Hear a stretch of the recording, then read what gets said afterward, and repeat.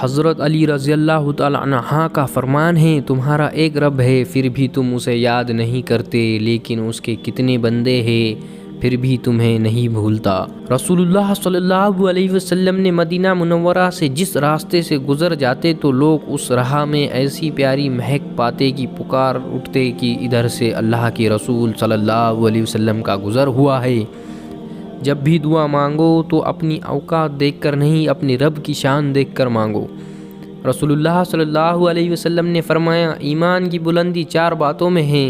Number 1 حکم الہی پر صبر کرنا، نمبر 2 تقدیر پر راضی رہنا، نمبر 3 پروردگار کا فرما بردار رہنا، نمبر 4 اخلاق کے ساتھ اللہ پر توکل رکھنا۔ جو شخص بچپن میں تمیز نہیں سیکھتا بڑا ہو کر بھی وہ نہیں سیکھتا۔ حضرت علی رضی اللہ تعالیٰ عنہ کا فرمان ہے، تمہارا ایک رب ہے پھر بھی تم اسے یاد نہیں کرتے، لیکن اس کے کتنے بندے ہیں پھر بھی تمہیں نہیں بھولتا۔ رسول اللہ صلی اللہ علیہ وسلم نے فرمایا کہ اللہ تعالیٰ فرماتے ہیں کہ جب میں کسی مومن بندے کی محبوب چیز اس دنیا سے اٹھا لیتا ہوں پھر وہ ثواب کی نیت سے صبر کرے تو اس کا بدلہ جنت ہی ہے۔ رسول اللہ صلی اللہ علیہ وسلم نے فرمایا، جو شخص جمعے کے دن حکم کے مطابق اپنے آپ کو پاک کرے پھر اپنے گھر سے نکلے اور جمعے کی نماز حاضر ہو اور خاموش رہے نماز ہونے تک، تو اس کے اگلے جمعہ تک گناہ معاف ہو جائیں گے۔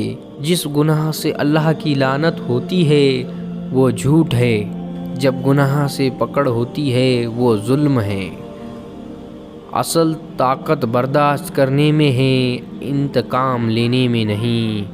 تم اپنے کردار کو اتنا بلند کرو کہ دوسرے لوگ دیکھ کر کہے، اگر امت ایسی ہے تو نبی کیسا ہوگا۔ جہاں بار بار اپنی باتوں کی صفائی دینی پڑ جائے وہ رشتے کبھی گہرے نہیں ہوتے۔ جو گناہ جس سے عمر کم ہوتی ہے وہ بیوی سے بدسلوکی ہے۔ موت سب سے بڑی حقیقت ہے جس کو ہر شخص بھلا بیٹھا ہے، اور زندگی سب سے بڑا دھوکہ ہے جس کے پیچھے ہر شخص بھاگ رہا ہے۔ کبھی کبھی اللہ ہمارے ارادے اور یقین کو توڑ کر ہمیں سمجھاتا ہے کہ ہوگا جو تم چاہتے ہو۔ وہ لوگ جو جنت کے طلبگار ہیں وہ خوشی اور غمی دونوں صورتوں میں اللہ کی راہ میں خرچ کرتے ہیں۔